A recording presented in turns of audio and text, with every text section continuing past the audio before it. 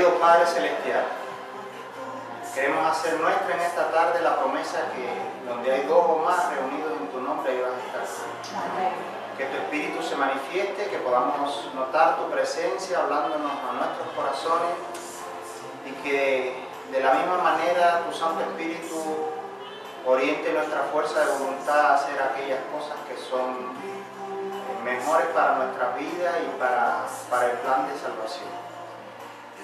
Te queremos pedir que a través de nosotros muchas otras personas puedan conocerte, que nuestro carácter cambie de tal manera que nuestra identidad se confunda con la tuya y que podamos ser una sola persona, así como tu hijo y tú fueron una sola persona cuando él estuvo aquí en esta tierra.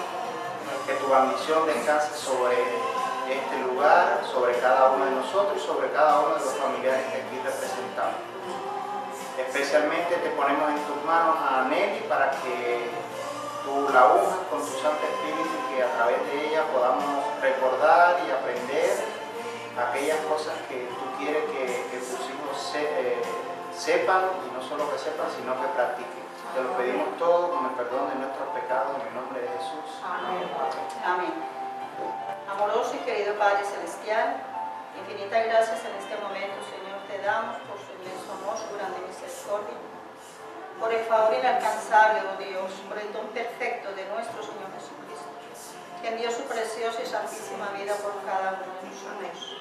Gracias, Señor Dios y Padre bueno, por el conocimiento de su santísima palabra, por el plan perfecto de la salvación. Gracias, mi Dios santo y bendito, por este momento en que usted permite, Dios de la gloria, que tu pueblo nuevamente sea iluminado con este mensaje, Dios de la gloria. Padre, muchas gracias, porque todo corazón está enfermo y toda cabeza está doliente, oh Dios, y necesitamos una reforma extraordinaria en nuestra vida, Dios de la gloria. Y aunque usted nos ha dado este mensaje hace muchos años, Dios de la gloria, te damos gracias porque apenas hasta ahora, oh Dios, queremos ponerlo en práctica. Señor, bendice los labios de tu sierva Nelly, Señor. Te lo pedimos y agradecemos en el nombre y en los méritos del Señor Jesús. Amén. Amén. Aleluya, gloria a Dios. Amén. Bueno, buenas tardes a todos. Qué lindo la oportunidad que tenemos de reunirnos a estudiar la palabra de Dios. Esta mañana nos hablaba en el sermón el pastor de la naturaleza tan linda que tiene nuestro Dios. Nos refería que Dios es un Dios de amor. Amén. Y efectivamente, Dios es un Dios de amor. Y ese Dios que es un Dios de amor no quiere ninguna enfermedad para nosotros. Por eso el tema de esta tarde se llama Ninguna enfermedad, dice el Señor. Vamos a profundizar un poquito en esto. Ese Dios de amor dejó escrito, utilizó a hombres para que, siendo inspirados por el Espíritu Santo, nos escribieran la Biblia. Y desde el Génesis al Apocalipsis, Él llenó la Biblia de promesas, hermosas y bellas promesas que están ahí para ser beneficiadas todas aquellas personas que de verdad quieran hacer la voluntad del Señor. Tenemos que tener claro algo: siempre, siempre, siempre la obediencia trae consigo bendición, pero la desobediencia trae consigo maldición. No porque sea un Dios que nos quiera imponer cosas incorrectas, sino todo lo contrario, porque es un Dios de amor. Ese Dios de amor que ha llenado su Biblia con 3.565 promesas, nos dice en Éxodo 15:26. Y es importante que veamos esta hermosa promesa porque hay 4 condiciones que cumplir antes de que la bendición pueda llegar a nosotros. Permíteme hasta las 4:40.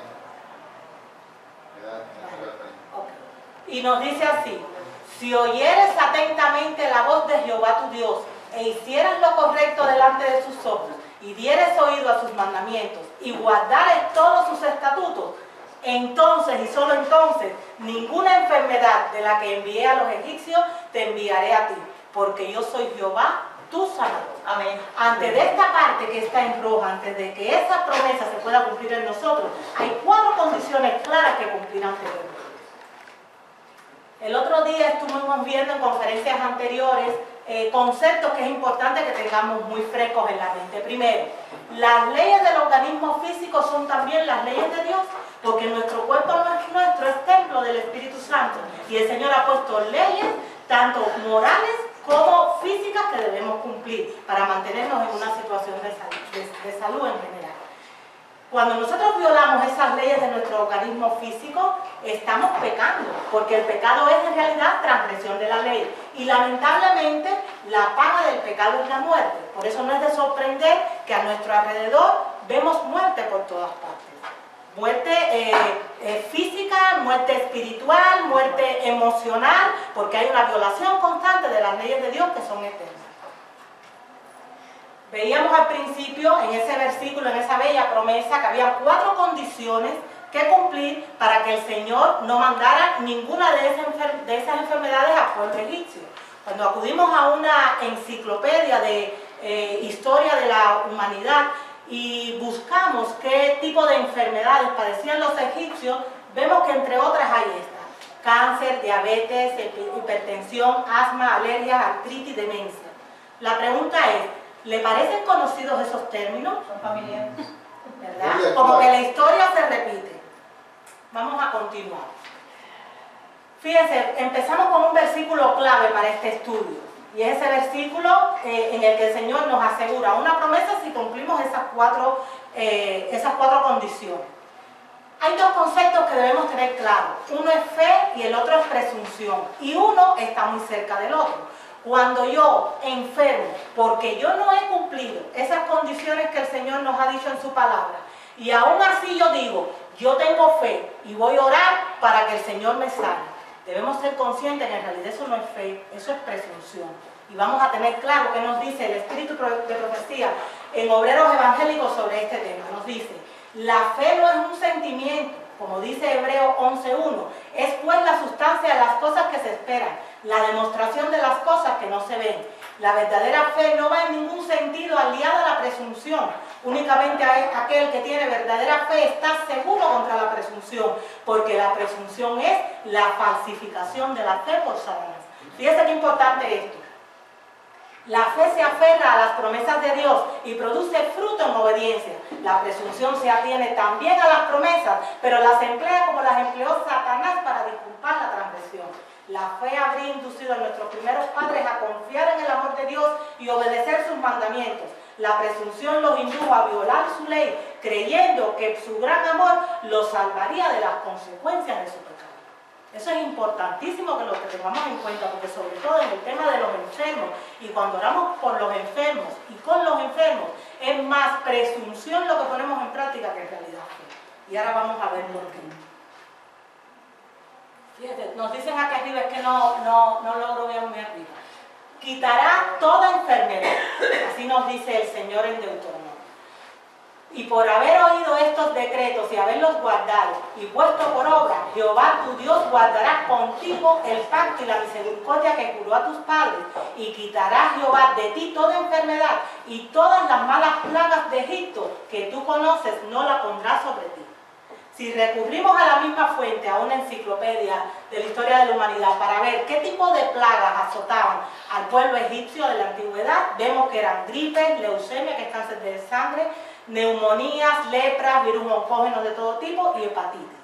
O sea que los mismos términos que estamos viendo ahora en la actualidad. El resultado de la fe y la obediencia. Esto es bien lindo. Cuando el Señor decidió con poder y gloria sacar al pueblo egipcio, sacar del pueblo egipcio a su pueblo para liberarlo, dice en Salmo 105 que no hubo en sus tribus enfermo alguno. Ahora fíjense la situación. El pueblo hebreo estaba viviendo unas condiciones tremendas porque ellos eran esclavos. Habían personas de todas edades y nos dice el relato bíblico que cuando Él los sacó no hubo enfermos, o sea, tenían una situación súper precaria y aún así el Señor los sanó a todos. ¿Por qué? Porque evidentemente Jehová es nuestro Salvador. Amén. Fíjense, niños, jóvenes, personas maduras y ancianos, todos salieron de Egipto por su propio pie. Solo hubo alguien que salió en camilla. ¿Saben ustedes quién fue? Yo le digo, yo estuve investigando igual y yo sé que... Sí, es curioso. ¿Quién fue? Sí, solo el único, realmente, solamente el único que salió en camino. ¿Quién fue? ¿Quién fue? Recuerden lo que le dijo José: cuando ustedes salgan de aquí, no dejen mi cuerpo aquí. Ajá. Y recuerden que los egipcios acostumbraban a embalsamar los cuerpos. ¿Ese es uno que salió en camilla? Fue José. Fue José. Fue José y los últimos versículos del libro de Génesis lo dejan bien claro, que es lo que el hermano está diciendo. Pero en realidad sanó a todo el mundo salió sanito de él. Aún 40 años después también nos cuenta en Deuteronomio que su vestido no se envejeció ni el pie se le hinchó en esos 40 años. Fíjense hasta qué punto Jehová tiene poder para sanar a su pueblo. Hay un libro que a mí me encanta porque he aprendido mucho de él, que es Proverbios. No en balde fue escrito por el hombre más sabio que ha habido sobre la faz de la tierra, que fue el rey Salomón. En Proverbios él nos dice lo siguiente: como el gorrión en su vagar y como la golondrina en su vuelo, así la maldición nunca vendrá sin causa. O sea, siempre que hay una maldición es porque ha habido una causa previamente que la ha claro, hay excepciones, como es el caso de Job, que sobre él vinieron muchísimas maldiciones, pero fue porque había un conflicto cósmico sobre él, pero eso es una excepción, ¿vale? Si esto lo aplicamos al tema que estamos viendo hoy, que se llama ninguna enfermedad, dice el Señor, y vamos a definir qué cosa es la enfermedad, vemos hasta qué punto lo que el sabio Salomón dijo es una realidad. El Ministerio de Curación, ese estupendo libro inspirado de Ellen G. White, que por cierto, cabe señalar, aunque lo hemos dicho en otras veces, no es Ellen G. White la que nos dice esto, es el Espíritu Santo quien habla a través de él. Se nos define qué cosa es la enfermedad y nos dice: la enfermedad es un esfuerzo de la naturaleza para librar al organismo de las condiciones resultantes de la violación de las leyes de la salud. En caso de enfermedad hay que indagar la causa, deben modificarse las condiciones antihigiénicas y corregirse los hábitos erróneos. Después hay que ayudar a la naturaleza en sus esfuerzos por eliminar las impurezas y restablecer las condiciones normales del organismo. La enfermedad es un resultado del pecado, tal y como nos dicen en Juan 5:14. Dios no creó nada malo, siempre que hay algo malo no viene de Dios, viene de Satanás. Y Satanás se ha aprovechado o ha cogido poder porque ha habido una situación de pecado que ha llevado a la humanidad a la situación de fragilidad en la que se encuentra. En el pasaje bíblico que cuenta lo del enfermo de 38 años, o sea, llevaba 38 años de enfermo, el Señor deja claro que efectivamente la enfermedad es un producto del pecado cuando nos dice lo siguiente: después Jesús lo halló en el templo y le dijo: mira que has sido sanado, no peques más para que no te venga algo peor. Muchas gracias. Fíjense que están diciendo, es un pecado estar enfermo.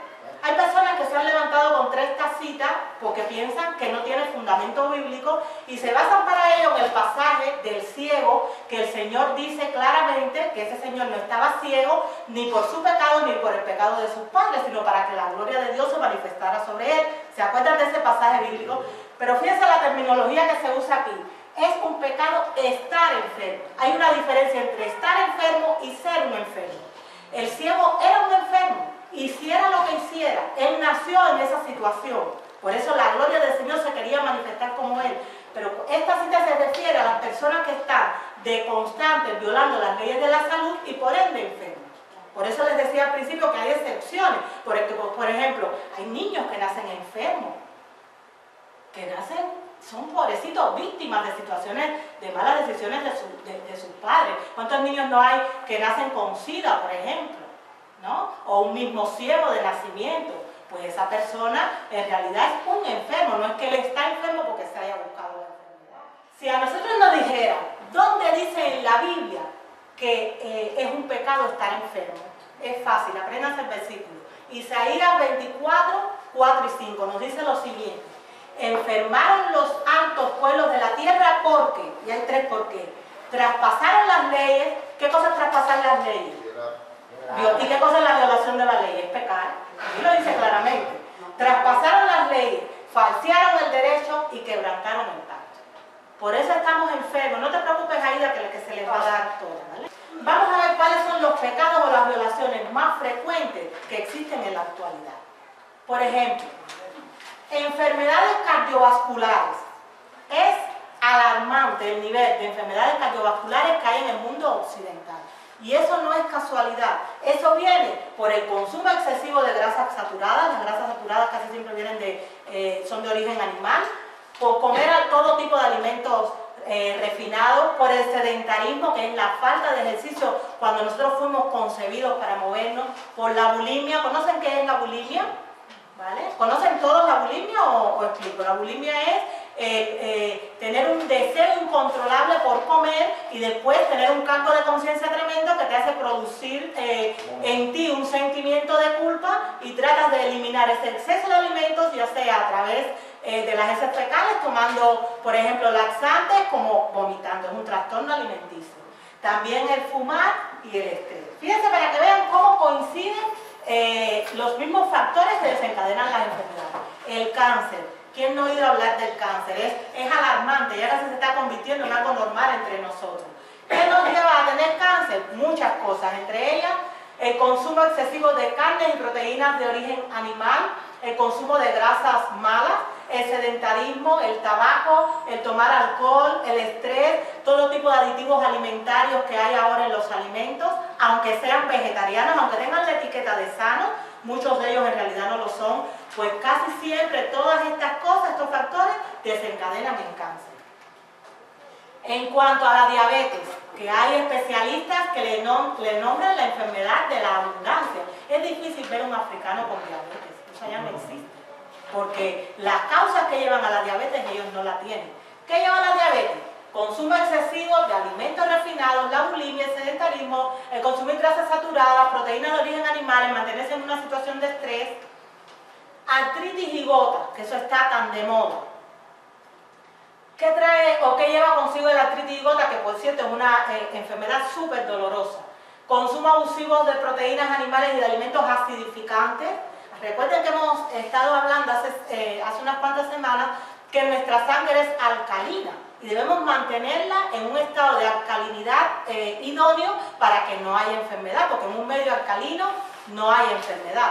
Para nosotros mantenernos así, debemos sobre todo comer alimentos que permitan que nuestra sangre sea alcalina. Si empezamos a comer alimentos que nos acidifican, es como echarle leña al fuego y hacer que todo lo malo que hay entre nosotros, pues coja fuerza. Entonces, todo tipo de alimentos acidificantes, entre ellos carne, pescados, mariscos. ¿Y por qué pongo los pescados? Por ejemplo, aunque hay quien dice, Jesús comió pescado. Vale, Jesús en su día comió pescado salvaje, no los pescados de piscifactoría que se hacen ahora, que es mejor no comer nada que comer un pescado tan dañino.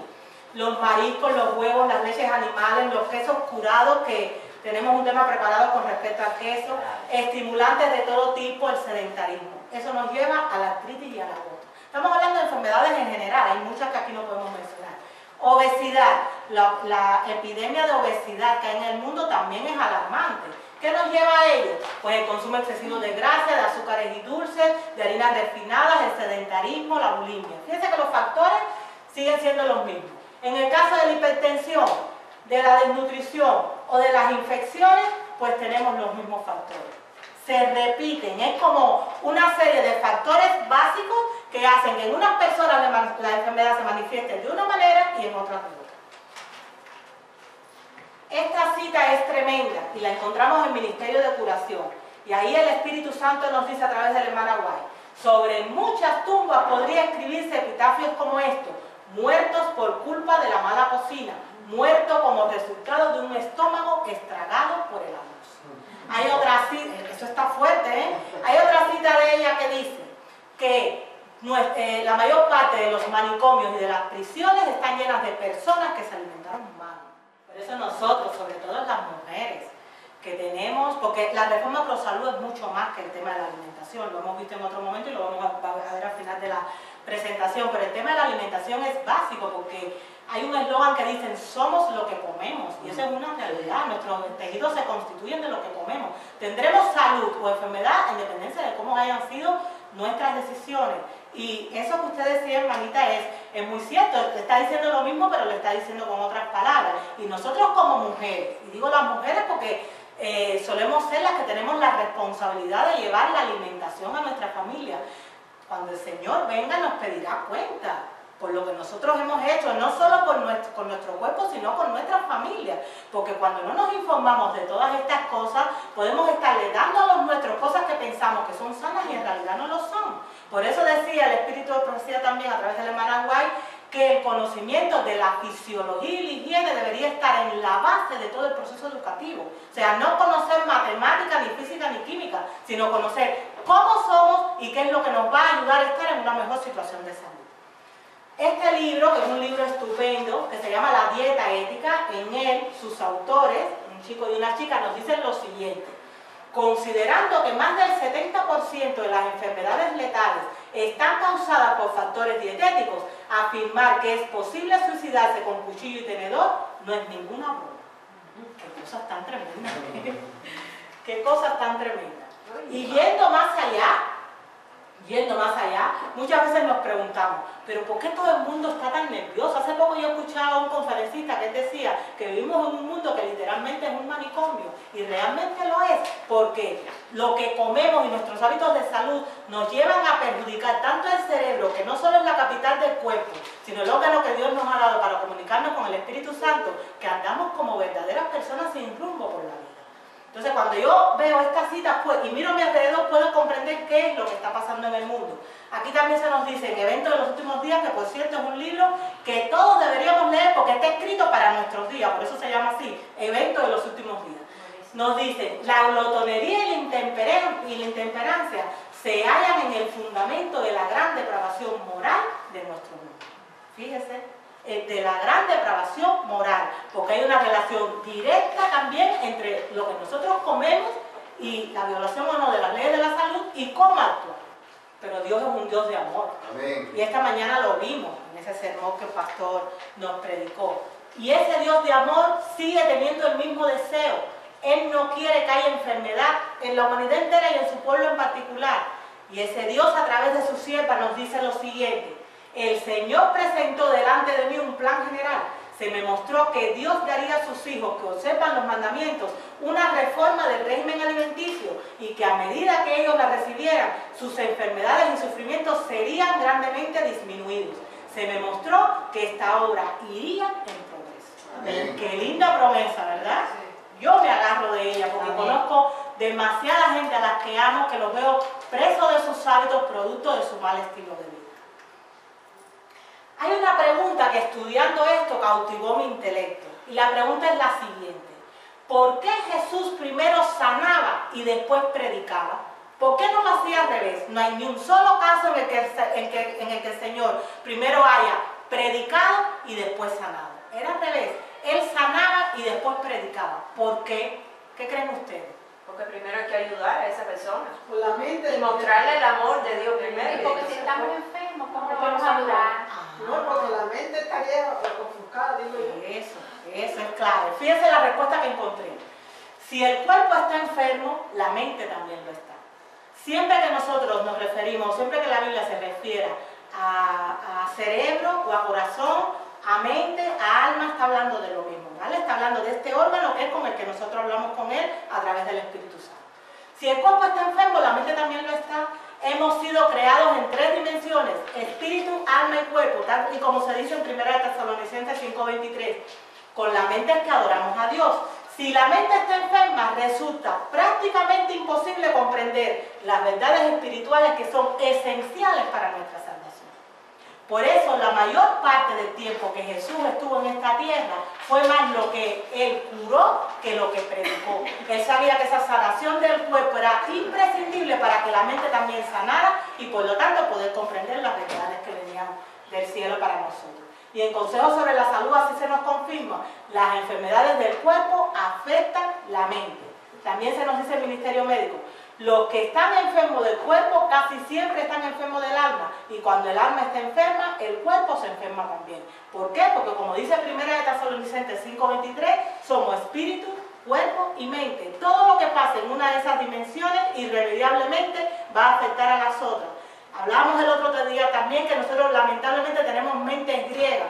Fueron los griegos los que influenciaron el pensamiento cristiano, haciéndonos creer que no había ninguna relación entre una cosa y otra, que éramos cuerpo y alma. Y hay renombrados filósofos griegos que llegaron a plantear que el cuerpo, lejos de ser el templo del Espíritu Santo, era una cárcel para el alma. Fíjense que diferente del consejo de lo que nos dice la Biblia. Y ese tipo de pensamiento afecta al pensamiento cristiano. Por eso los cristianos suelen pensar que pueden comerse una hamburguesa, tomarse una Coca-Cola o comer pizza con queso y después estar bien para adorar a Dios. Y eso es un error. Eso es un error, no porque lo diga yo, sino porque tiene un fundamento. Dios, hay veces nos parece fuerte, sobre todo en pasajes del Antiguo Testamento, sigue siendo el mismo Dios de amor de siempre. Y pese a todo lo que hemos hecho, pese a todas nuestras rebeldías, Él nos sigue diciendo, sin embargo, yo les traeré sanidad y medicina, los curaré y les revelaré abundancia de paz y de seguridad. Pese a todo, Él quiere curarnos. Ahora, hermanos, y aquí esto es importante que lo tengamos claro. Él quiere curarnos y quiere traernos sanidad, pero no con cualquier método, sino a través de sus métodos. Tenemos que saber cuáles son sus métodos de sanidad para poderlos aplicar en nuestra vida, porque el enemigo es muy astuto y puede presentarnos métodos que son de aparente sanación y en realidad no se convierten más. O sea, nos convertimos en prisioneros de esos métodos porque vienen del enemigo de las almas, cuyo único objetivo en esta tierra es destruirnos, y todos sus métodos llevan a que los hombres se hagan esclavos de los hombres. ¿Cuáles son los métodos de sanación que vienen de ese Dios amante? Yo los he dividido en 3 grupos. En el primero agrupado, arrepentimiento, confesión y abandono del pecado. ¿Por qué? Porque hemos llegado a la conclusión de que la enfermedad es producto del pecado, es una consecuencia de haber violado las leyes de la salud. Segundo método, ungimiento. Y vamos a ver hasta qué punto el enemigo ha puesto trampa en esto. Y el tercer método es la medicina natural. No los medicamentos que nos venden, la medicina natural. Vamos a ver un poquito estos métodos. En cuanto al primero, que es el arrepentimiento, confesión y abandono. ¿Qué debemos saber del arrepentimiento? Y es bueno matizar que el corazón humillado y arrepentido jamás Dios lo despreciará. Todas las personas, por más mal que hemos hecho en esta vida, cuando caemos quebrantados ante Él, Él siempre está dispuesto a perdonar. Nos dice en Patriarcas y Profetas, el verdadero arrepentimiento es algo más que sentir pesar por el pecado. Consiste en apartarse resueltamente del mal. Ahora, yo no me puedo arrepentir de esta manera con arrepentimientos humanos. Y es bueno matizar que existen en realidad 2 tipos de arrepentimiento, uno de índole humano y otro de índole celestial. ¿Qué cosa es lo que pasa? Que el arrepentimiento, el amor, el perdón, son todos dones de Dios, y para nosotros poder actuar en consecuencia debemos pedírselos a Dios. Si yo no le pido a Dios que me bendiga con el don del arrepentimiento, yo en realidad cuando me arrepiento lo hago con un arrepentimiento humano que me lleva a caer una y otra vez en el mismo error sin tener de verdad el verdadero dolor por el pecado, porque el arrepentimiento no es inherente a mí, sino que viene de Él. Por eso nos dice aquí, en el comentario bíblico adventista, que también está en Review on Herald, nos dice: el arrepentimiento es un don de Cristo como lo es el perdón, y no se le puede encontrar en el corazón donde Cristo no ha estado en acción. No podemos arrepentirnos sin el Espíritu de Cristo, que despierta la conciencia, así como no podemos ser perdonados sin Cristo. Arrepentimiento, amor y perdón son dones por los que deberíamos orar diariamente. En cuanto a la confesión, primera de Juan 1:9 nos da una hermosa promesa que se nos dice: si confesamos nuestros pecados, Dios es fiel y justo y nos los perdonará y nos limpiará de toda maldad. Pero lo primero que tenemos que hacer es arrepentirnos y después confesarlo. Si no, no nos limpia, porque no nos puede limpiar de pecados que no hemos confesado de verdad con corazón contrito, ¿verdad? Ahora, en cuanto a la confesión, yo no sé ustedes, pero muchas veces yo he oído, y yo misma lo he hecho porque no sabía, cuando me voy a arrepentir ante Dios, digo: Señor, si te he ofendido por algo, perdóname. Esa no es la verdadera confesión. Fíjense lo que dice aquí. La verdadera confesión es siempre de carácter específico y reconoce pecados particulares. Yo tengo que tener la fuerza de decir: Señor, perdóname, me equivoqué, hice esto mal. No decir, eso es como a veces vamos a pedirle perdón a alguien y decimos: si te perdono, si te he hecho algo mal. No, perdona, yo te he ofendido. Ahí, específico. Efectivamente, tiene que ser específico. Yo cometí este error y perdóname por esto. Y puede que en ese momento yo no sea consciente de que cometí el error, pero el Espíritu Santo te lo hace ver. Nos dice también que cuando el Espíritu de Dios comienza a obrar en los corazones de los hombres, el fruto se ve en confesiones de pecados y restituciones hechas para arreglar el todo. En cuanto al pecado, que sabemos que la paga del pecado es muerte, como consecuencia del pecado estamos en esta situación. Nos dice que el pecado no solo nos aparta de Dios, sino que destruye en el alma humana el deseo y la actitud para conocerlo. La misión de Cristo consiste en deshacer toda obra de mal. Él tiene poder para vigorizar y restaurar las facultades del alma paralizadas por el pecado, la muerte oscurecida y la voluntad pervertida. El único remedio contra el vicio y la gracia es el poder de Cristo. Amén. Por eso nos dice en su palabra, separado de mí, nada podéis hacer. Y en Lucas 4, del 18 al 19, el Señor nos dice bien claro para qué Él vino. Él vino para darle libertad a los cautivos, a todo tipo de cautivos. Nosotros no tenemos que estar, por ejemplo, para ser cautivos no hace falta estar en una cárcel. A veces somos cautivos de nuestros propios malos hábitos que nos cuesta romper por ellos, por más que queramos hacerlo. En cuanto al ungimiento, y hermanos, esto es importantísimo. Esto no lo dijo Elena G. de White, esto forma parte del libro, bueno, que algunos de ustedes saben que escribí, lo saqué textualmente y lo puse así. Dice, puede parecer un concepto extraño, pero realmente todas las enfermedades son de índole espiritual, porque su raíz está en la desobediencia a las leyes espirituales. En la rebeldía se encuentra la base de la enfermedad. Por ese motivo, únicamente en la reconciliación con dichas leyes, que son las leyes de nuestro ser dadas por el Creador, podremos encontrar la sanación. Fíjense qué importante, recordemos que al desobedecer las leyes de Dios, nos ponemos en terreno de Satanás. Por eso, una persona enferma es una persona que hay que arrebatar de las garras a Satanás. Eso está fuerte, pero es así, ¿vale? Escrito está, y esto sí lo dice el hermano White, todos los que se apartan voluntariamente de los mandamientos de Dios se colocan bajo la dirección de Satanás. O sea, si yo he violado las leyes de la salud y he enfermado, yo estoy en terreno de Satanás, por eso estoy enfermo. Entonces Dios tiene que, por su poder, y si yo se lo permito, enfrentarse directamente al enemigo para poder arrebatar mi alma de sus manos. Es fuerte, pero es cierto. La enfermedad tiene un comienzo y tiene un final. Fíjense, la enfermedad comienza con la desobediencia, como hemos visto, de una ley espiritual, pero termina con el mandato de Santiago 5, 14 y 15. ¿Conocen lo que dice Santiago, verdad? Es lo del ungimiento, dice.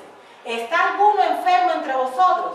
Llamen a los ancianos de la iglesia y oren por él, ungiéndole con aceite en el nombre del Señor. Y la oración de fe salvará al enfermo, y el Señor lo levantará. Y si hubiese cometido pecados, le serán perdonados. Cuando nosotros enfermamos, después de habernos arrepentido, de haber reconocido nuestra responsabilidad en esa enfermedad, el segundo paso es que nos unjan. Como dice Santiago 5, 14. Fíjense que dice, está alguno enfermo entre vosotros, y esto es bueno matizarlo. El ungimiento en principio está concebido y pensado para los hijos de Dios que guardan sus mandamientos, para los que están entre vosotros. ¿Vale? Pero hay personas que en una situación de enfermedad deciden aceptar al Señor. Bueno, pues ellos también tienen el derecho, ¿no?, de ser ungidos en esa situación. Fíjense, el enemigo nos ha hecho creer que el ungimiento no es un arma para vivir, sino para morir. Yo conozco personas que en caso de situación de enfermedad no se han querido ungir porque piensan que si le van a ungir es porque están graves y se van a morir. La extrema unción. Eso es la extrema unción, pero la extrema unción es una doctrina católica que nada tiene que ver con lo que dice la Biblia. El ungimiento y la oración de fe son instrumentos divinos para la sanación de los enfermos, no para morir. El enemigo nos ha confundido en cuanto a eso. Uno no debe solicitar el ungimiento por cualquier, digamos, dolencia menor, pero tampoco hace falta estar con un cáncer terminal para solicitarlo. Mi esposo está ingresado muchas veces en situaciones graves de problemas del corazón y lo han ungido, y a los poquitos días está de nuevo en su casa. Claro que sí, porque Él es el médico divino. Fíjense la promesa, la oración de fe, y no dice sanará, dice salvará. ¿Por qué dice salvará y no sanará? Porque en términos hebreos, para los hebreos, la sanación y la salvación era lo mismo. Era lo mismo. Usted busca la raíz de esa palabra y se va a ver que incluso en diccionarios de castellano antiguo significaban la misma cosa. O sea, no solo te va a sanar físicamente, te va a salvar de todo pecado. Qué lindo, ¿verdad? Como estamos hablando de la oración ahora por los enfermos, porque es lo que nos dice Santiago 5:14, hermanos, la oración por los enfermos es algo más serio de lo que solemos pensar. Fíjese, cuando nosotros tenemos a alguien cercano que esté enfermo, todo el mundo quiere verlo sano. Aún sin conocerlo, sabemos que alguien está enfermo y si nos piden oren por ellos, pues oramos por ellos, porque queremos el bien de todos, ¿verdad? Sin embargo, la oración por los enfermos tiene sus condiciones. Y fíjense lo que nos dice el Espíritu Santo en relación a esto. La oración por los enfermos es algo muy solemne y no deberíamos ocuparnos de esta obra en forma descuidada ni apresurada. Deberíamos averiguar si los que serán bendecidos con salud se han dedicado a hablar más de otros, si han tenido desavenencias con los demás, si han participado en disensiones, han manifestado espíritu de discordia entre los hermanos y hermanas de la iglesia. Si han llevado a cabo estas cosas, deberían confesarlas delante de Dios y de la iglesia. Después de haber confesado lo que han hecho mal, estas personas que buscan oración pueden ser presentadas delante de Dios con fervor y fe, siguiendo la inspiración del Espíritu Santo. Pero no siempre es seguro pedir sanación incondicional. Miren, hermano, eso lo explicaba el pastor por la mañana. Hay veces que un cáncer en una persona es el único camino que le va a llevar de verdad a la salvación. Y nosotros nos paramos y oramos, Señor, yo quiero que sea sano, yo quiero que sea sano. Y hay veces que esa oración no es contestada, primero porque no hay una violación de las leyes de la salud y no ha habido un arrepentimiento. Y segundo porque Dios, que sabe el fin desde el principio, sabe que ese no es el camino que le conviene a esa persona. Tenemos que tener un cuidado tremendo con el tema de la oración a los enfermos. Nos dice lo siguiente: las oraciones que se hacen deberían incluir el siguiente pensamiento: Señor, tú conoces todo secreto del alma, tú estás familiarizado con esas personas, porque Jesús, su abogado, concédele su vida, Él las ama más que lo que nosotros podemos. Por lo tanto, si ha de ser para tu gloria y para el bien de estas personas afligidas, concederles la salud, te rogamos en el nombre de Jesús que le proporciones salud en esta ocasión. En una petición de esta naturaleza no se manifestará falta de fe. Yo, después de haber leído estas citas, cada vez que a mí me dicen orar por un enfermo, créanme que la carne se me pone de gallina, porque todo esto acuda a mi mente. Y yo digo, ¿cómo debo orar? Yo no lo sé. Gracias a que el Espíritu Santo intercede y transforma esas oraciones y las lleva correctamente ante el trono de la gracia. Nos dice también el Espíritu de profecía: vi que la razón por la cual Dios no contestaba más plenamente las oraciones que sus siervos elevaban por los enfermos que hay entre nosotros era porque no podía ser glorificado haciéndolo mientras violaban las leyes de la salud. Eso es lo que vimos al principio, que es presunción. Eso no es fe y el Señor no se manifestará. Fíjese que mientras más oramos y más enfermos aparecen en las congregaciones.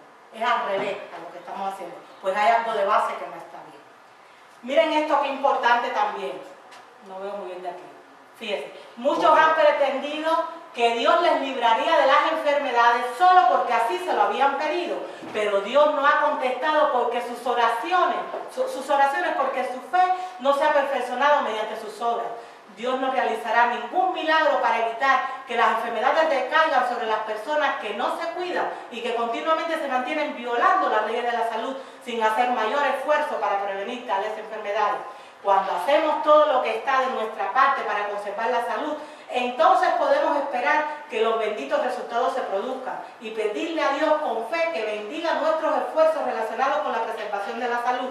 Entonces contestará nuestras oraciones si al hacerlo su nombre puede ser glorificado. Pero que todos comprendan que tienen un trabajo que hacer. Dios no obrará en forma milagrosa para preservar la salud de quienes, por causa de su descuido irresponsable de las leyes de la salud, siguen un curso seguro hacia la enfermedad. Está fuerte eso, Alexei, me miras con una cara que no sé ni qué pensar. Esto no lo he escrito yo. Está fuerte y es lo que hablábamos ahorita. Por eso, a raíz de estos textos, yo puedo comprender mejor lo que nos dice en el Romanos 26 y 28 el Señor. Nosotros no sabemos cómo debemos orar. ¿Y cuántas veces no paramos a los enfermos y le pedimos al Señor una y otra vez que los sane? Romanos 8, 26 y 28. Para poder terminar el tema, se los dejo de leer, ¿vale? En cuanto a la medicina natural, Lo primero que se nos advierte en Joyas de los Testimonios, tomo 2, página 53, es que no es seguro confiar en médicos que no tienen temor de Dios. Claro. Wow. Eso está fuerte, ¿eh? Vamos a seguir. Y nos dice que el Señor siempre utilizaba remedios sencillos y eso no ha cambiado. Dice, las curaciones del Salvador hay lecciones para sus discípulos. Una vez ungió con barro los ojos de un ciego y le ordenó: ve, lávate en el estanque de Siloé. Y fue entonces, lavóse y volvió viendo. ¿Qué utilizó? Simple barro. No utilizó los medicamentos de su época, porque el Señor sabe de dónde vienen los medicamentos y ahora lo vamos a ver. Lo que curaba era el poder del gran médico, pero él empleaba medios naturales, aunque no apoyó el uso de drogas, sancionó el de remedios sencillos y naturales. Siempre el Señor acude a los remedios sencillos y naturales. Esta fotografía es un retrato de lo que pasa en la humanidad y lamentablemente de lo que pasa con muchos de los hijos de Dios. Son dependientes de la industria farmacéutica. Pero ahora vamos a terminar de ver esta reflexión y vamos a ver lo que ha dicho el Premio Nobel de Medicina recientemente. Nos dice, fíjese, comprobar esa cita que él acaba de leer es tan fácil como ir al ranking de los medicamentos que más se venden en el mundo, comprobar cuáles son y qué tipo de patologías atienden. Por ejemplo, los primeros lugares del ranking están ocupados por los medicamentos o drogas para tratar el colesterol, cuando los índices de colesterol son alterados por comer alimentos de origen animal, en contra de lo que Dios dijo, porque en el reino vegetal no existe el colesterol. Por otra parte, medicamentos para tratar la acidez estomacal, otra patología derivada del consumo de alimentos de origen animal. Medicamentos para tratar la anemia, porque cada vez son más los índices de cáncer dentro de la población, entonces después se acude a la quimioterapia para que añadir un mal que existía, otro peor, porque tampoco te cura. También nos habla de drogas para tratar úlceras y drogas antiinflamatorias, que son enfermedades que se contraen como consecuencia de mantener una alimentación opuesta a la dieta del creador, y medicamentos antidepresivos y antipsicóticos para tratar las enfermedades de la mente, porque nuestro sistema nervioso está turbado completamente por la manera que tenemos de alimentar. Fíjense esto, y yo les insto a ustedes a que investiguen en internet con respecto a la obra que está haciendo este señor. No es cualquier persona. Richard Roberts, Premio Nobel de Medicina. Fíjense lo que él dijo en una entrevista que se le hizo no hace mucho tiempo. La industria de la salud se rige por valores y principios del capitalismo. Las inversiones son desviadas hacia el descubrimiento de medicinas que no curan del todo, sino que cronifican